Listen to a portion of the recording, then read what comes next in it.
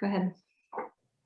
So conformance in the Pinelands, not a very catchy title, but really what it means is the way in which the commission interacts with the municipalities in terms of ordinances, zoning maps, master plans. As Paul mentioned earlier, the Pinelands rules, the Pinelands Comprehensive Management Plan turned 40 this year. So it's been 40 years we've been working on this with the municipalities and the counties. You see a picture of the original CMP back from 1980.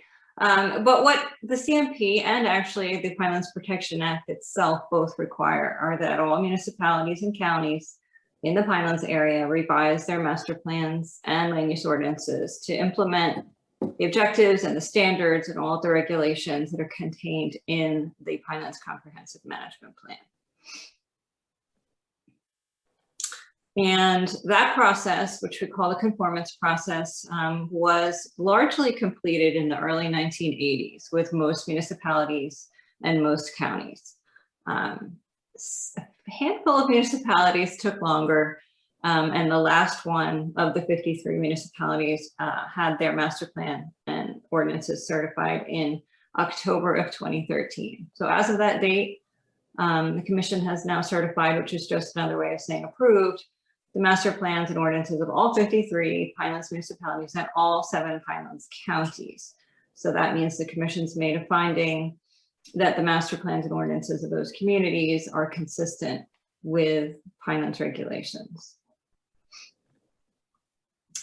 But the conformance process is not a static one. It's not something that the commission did in 1982 and then never had to look at that municipal ordinance or master plan again, because the rules also require that whenever a municipality adopts an amendment to their master plan or their land use ordinances, those amendments also have to be submitted to the commission for review and approval. So the same process applies. The commission is still reviewing all of those documents to make sure that they are consistent with the CMP. That finding is required before the ordinance or master plan can take effect in the Pinelands area. So here we're showing you an example of, I think that's the redevelopment plan in the borough of Wrightstown. Okay. So just a little bit more clarity in terms of what is it the commission's actually reviewing. Here's a list in terms of master plans. Obviously, I think everyone knows what a municipal master plan is, but there are other parts of the plan that sometimes I think municipalities are uncertain as to whether those need to also be submitted to the commission. So, for example, a master plan re-examination report, showing a photo here of one that was prepared by Manchester Township several years ago. Those are also adopted. They're considered part of the master plan. They need to be submitted to the commission, along with all the different elements that go into a municipal master plan. The land use element, the housing element, and fair share plan. That's a popular one over the last 3 or 4 years. We've seen a lot of those from municipalities. There are often open space plans, recreation plans, community facilities plans, coastal resiliency plans. We've seen a couple of those. And I suspect in future years, we will be seeing municipalities preparing climate-related elements of their land use plans, because that's now a new requirement thanks to the state legislature. So that type of thing also has to be submitted to the commission for review and approval. Okay, and then ordinances. This is usually more easily understood. They're pretty straightforward. Obviously, a new zoning map or an amendment to a zoning map, a redevelopment plan. A lot of the municipalities have turned to redevelopment plans as a way of accomplishing a wide variety of objectives. So those have increased in popularity, but they are considered land use ordinances and have to be submitted to the commission for review and approval. And then we get a wide variety of ordinances, amendments to land development or zoning codes. They can range from amendments that deal with permitted use issues, bulk standards, which are things like side yard setbacks or height limitations, impervious coverage limitations, design standards, things like parking or sidewalk requirements, signs. There's a wide range there. Fees for applications, escrow requirements, permitting procedures, variances, all types of things related to planning board, zoning board approvals. Those are all typically adopted by ordinance and need to be submitted to the commission for approval. And that is a very colorful zoning map from Jackson Township from several years ago. Okay. And some of the resources Paul was mentioning earlier, we're going to go over a little bit more when it comes to applications, but here's one for the planning or conformance side of the world that we have been using for quite some time now to make the public aware of what documents have been submitted to the commission.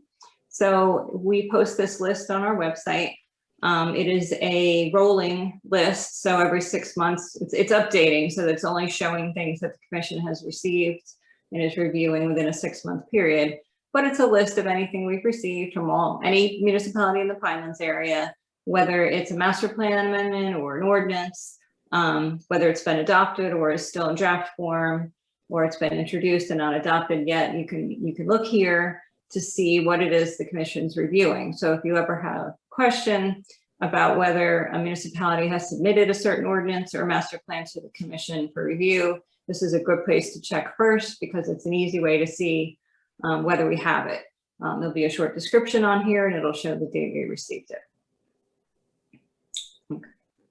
So a little bit on the conformance process. The CMP specifically says that once a municipality submits a master plan or ordinance amendment to the commission staff has to review that and make a determination about whether it raises a substantial issue. That's the key phrase. Does it raise a substantial issue with respect to conformance of that master plan and ordinance with the CMP? And I'll talk a little bit about the categories and how we go about determining that. But that's really the key part of the process once we receive it, making that initial decision. Because if a determination is made that the amendment does raise a substantial issue, then it requires a full-blown formal review process and ultimately approval by the commission itself, by our board. If it does not, and a determination is made that there's no substantial issue raised, then it doesn't need to go through the formal process. The commission itself doesn't need to take an action, and instead the staff can simply write a letter and notify the municipality that the review has been completed and the amendment can take effect. Okay. So to give you a little bit of an idea in terms of volume and how the different types of amendments, fall into these categories, this is a 2-year period, I guess, 2019 and 2020. So during that time period, the commission received and reviewed 202 ordinances and master plan amendments from 43 different Pinelands municipalities. And of those 202, only 21 ended up being deemed to raise substantial issues and necessitating that full formal commission review and approval process. So that's a pretty small percentage. The vast majority of amendments, ordinances, master plans that we've received are easily and quickly processed by the staff and do not need the full review process. Okay. So how do we make that determination? We've developed certain guidelines that we try to follow. And so when we receive an ordinance, for example, we're looking at it to determine, is it a substantial issue or not? These are a few of the things that automatically trigger that substantial issue finding. One of those is whether the ordinance makes changes in Pinelands management area boundary. So Paul was showing you our very colorful land capability map earlier. If a municipality adopts an ordinance that changes the boundaries, say between the forest area and the rural development area, that requires full review and approval by the Pinelands Commission. If a municipality is adopting standards that are more restrictive than the CMP, which does in fact happen from time to time, that requires commission review and approval as well. Anytime a municipality is doing something, the slide says creative, a little bit different, something that isn't quite the same as what the Pinelands standards say, they've taken a creative approach. They're meeting the same goal, but they're doing it in a different way. That type of thing also requires the commission's approval. If we receive an ordinance that we know from reading the papers and getting lots of phone calls and emails has become locally controversial for some reason, typically we will have the commission review and approve or take action on those ordinances and master plans as well. And then of course, any amendment that we receive, when we review it, if it's apparent that that amendment is not consistent with the CMP, that will require the full review by the commission. Here's our process. Once we receive an ordinance or master plan, we update the commission, the website, that list that I showed you, so that the public and everyone is aware that we've received something. We have 30 days when we receive the ordinance or master plan to make the determination as to whether it raises a substantial issue. If it does, we send a letter to the municipality notifying them of that finding, and then we schedule and hold a public hearing.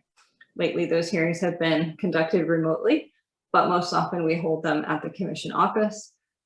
We don't typically get a lot of public in attendance, but we do provide an opportunity for written comment as well. And we hold the hearing. Then the staff prepares a report and a recommendation to the commission. We typically take those recommendations to a subcommittee of the commission called the Policy and Implementation Committee, or P&I for short. They review the staff's recommendation. They get to ask questions of the staff, sometimes of the municipal representatives. These are public meetings, so anyone can attend. And then after the committee review, the matter is scheduled for action at a full commission meeting. As Paul said, they meet once a month, so depends on some of the timing of this, depends on where things fall in the review process, but typically at the next full commission meeting after the Policy and Implementation Committee review occurs, it'll be put on the agenda for the full commission, and the commission will take an action at that meeting. They have 3 options. They can certify, which again is just to approve the ordinance or master plan. They can do what's called a conditional certification, which would mean an approval, but conditions are attached that require the municipality to adopt some type of amending ordinance to make some either corrections or adjustments to the original ordinance before it can be fully approved and take effect. And then they do also have the option of actually adopting an order to disapprove the ordinance or master plan in its entirety. That is extremely rare. In my 30 plus years with the commission, I can only recall that happening 2 or 3 times. So we very rarely get to that point in the process. Commission takes its action, the staff notifies the municipality, we update our maps if we need to, we update our zoning system, and that's the end of the process. So here's an example of how the process might work. This was an ordinance from Barnegat Township sent several years ago based on the number 2014. But this was an ordinance the township adopted. They are interested in encouraging mixed use development, apartments and retail as a permitted use in one of their commercial zones in the regional growth area. So they submitted an adopted ordinance amendment to allow mixed use development in October of 2014, end of October 27th.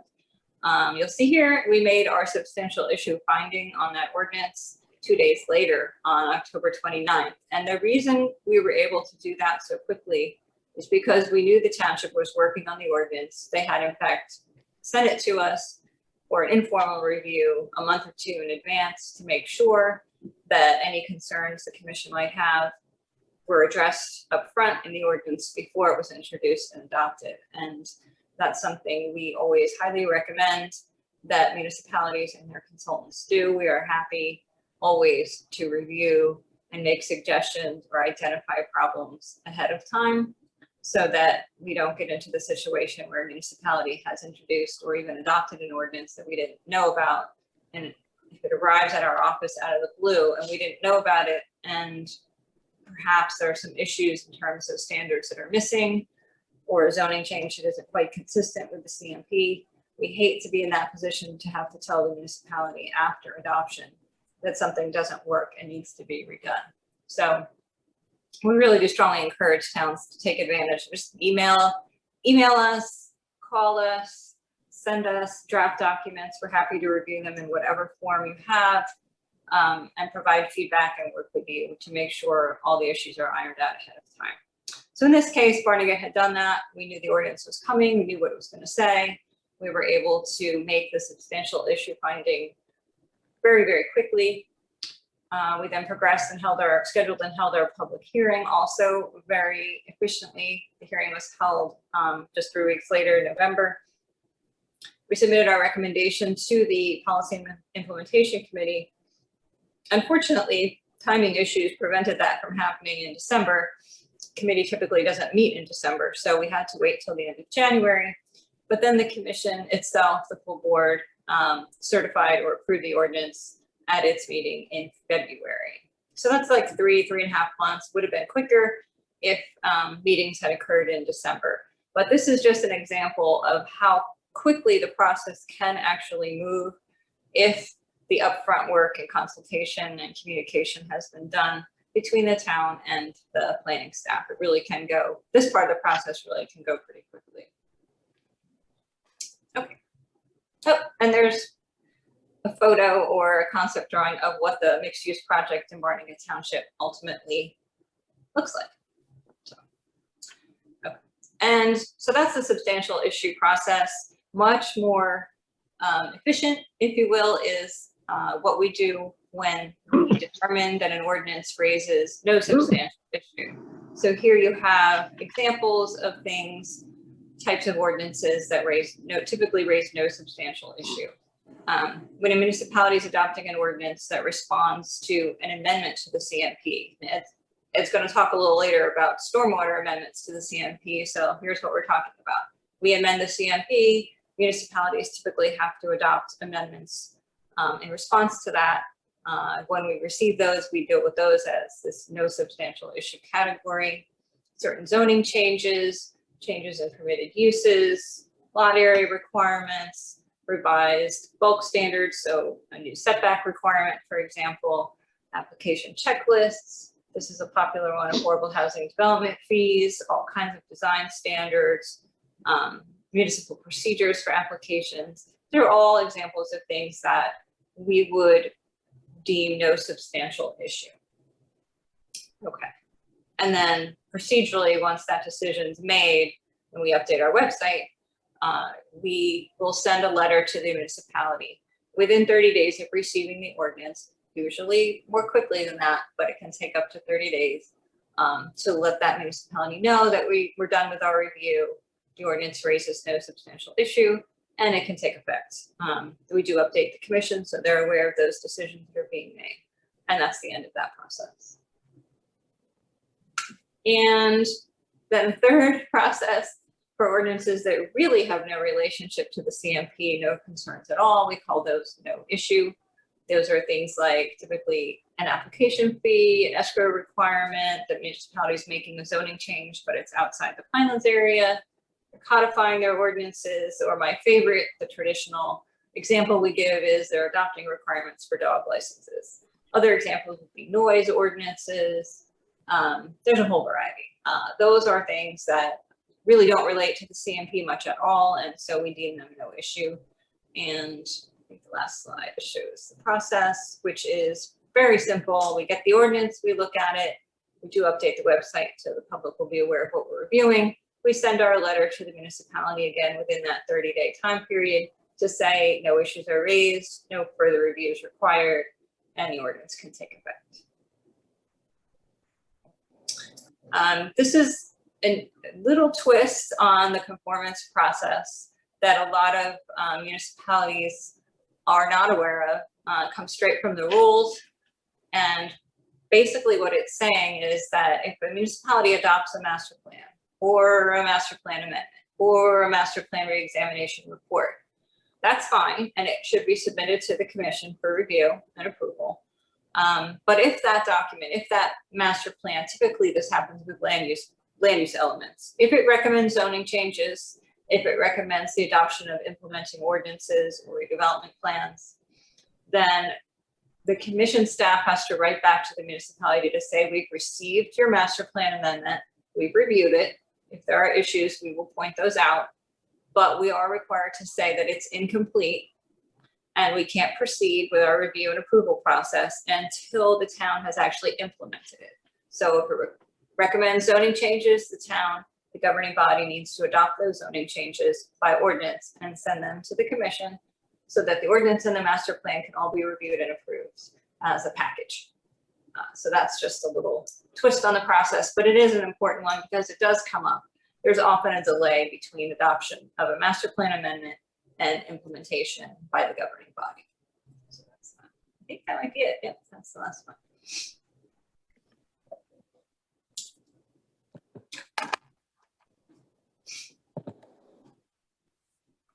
Okay, thank you for that. I think we should open it up to questions after that. And I'm going to screen share the slide that contains the information. If you have questions, I just pulled it up. Can everyone see it? Mm-hmm. Okay. So there's a 30-second delay between the Zoom stream and YouTube. So it may take a few moments if people have questions about conformance or questions about any of the information I provided in mind. We're going to allow this opportunity after each of the presentations so that people can call in and ask any questions.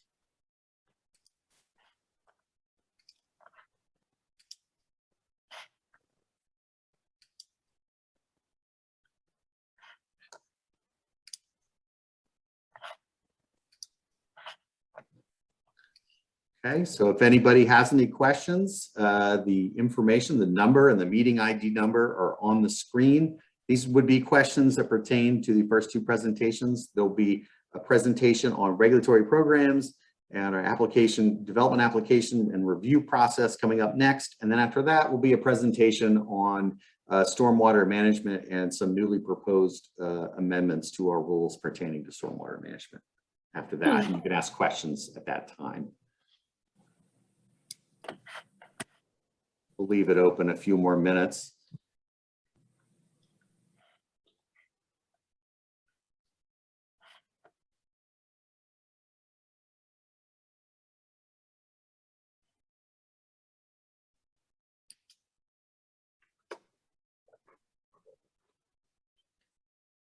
Okay, still no questions. I'll wait another minute and then we can move on to the next one. Oh, we have a person.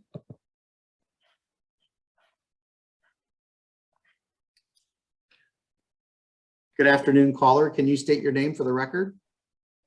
Jessica Rittler Sanchez. Hi, how are you?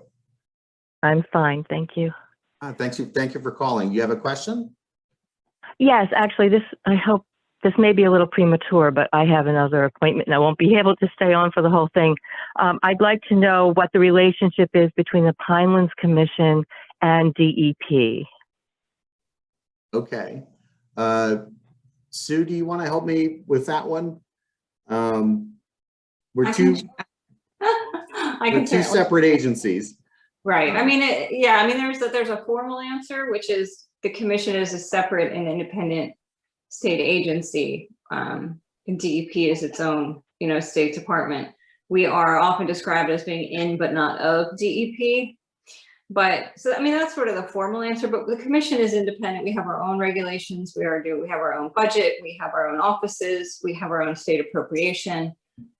So we are truly separate from the department. That doesn't mean that we don't coordinate with them. We have some similar programs, obviously some similar interests. We have a number of formal agreements that we've signed with DEP over the years that deal with the way in which we do various permitting activities or how we review and act on certain projects.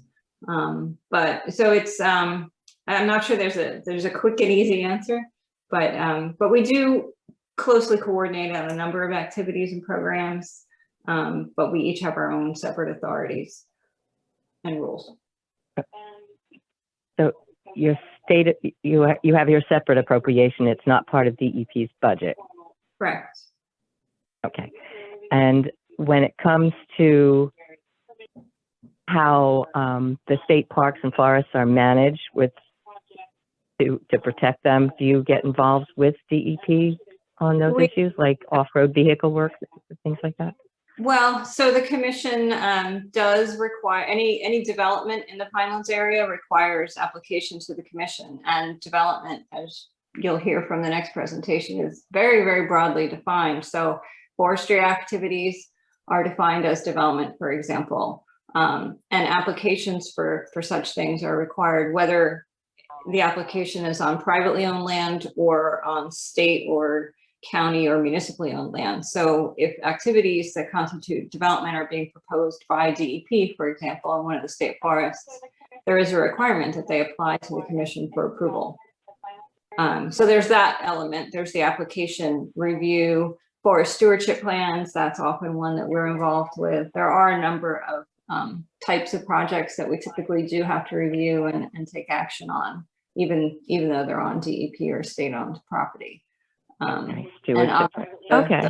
The issue is another one that's not handled under a development application, but it is something that we're certainly working with DEP on and have been for many years. All right. Thank you. Great, thank you for calling.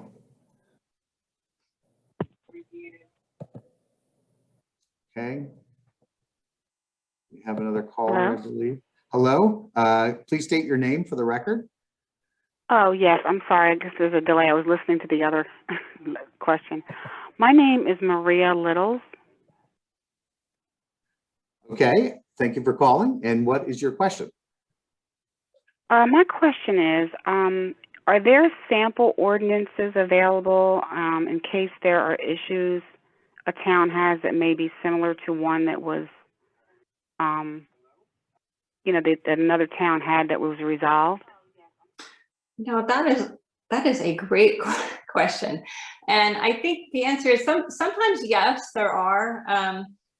There's such a wide range that we often, if a municipality calls and asks something like that, if they tell us what they're working on, we can often remember or find a similar ordinance from another Pinelands municipality and provide that, or point them to where that ordinance might be in another municipality's code.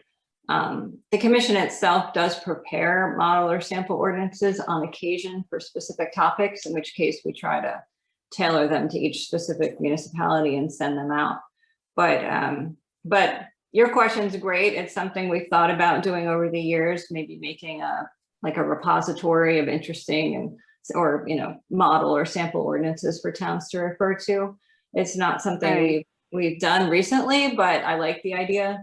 But typically, if you have an interest in something and you call the planning office or email us, we can probably find, an ordinance that's at least close to what you're, we can let you know what 5 other municipalities did to handle a similar issue.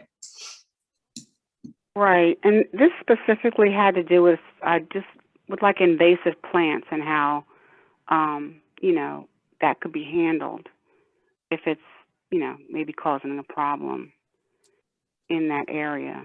So, I guess the next step would be just to call the office and ask. Is that probably pretty much what we would do? Right. So these days, probably best to email because we're not all in the office anymore, unfortunately. But you could email questions to, we have a general planning office email address. So it would just be planning@pinelands.nj.gov. And just ask, just put in there your name and we'll have your email address and ask whatever questions you have and somebody can get back to you and we can take a look at what we have that might be useful.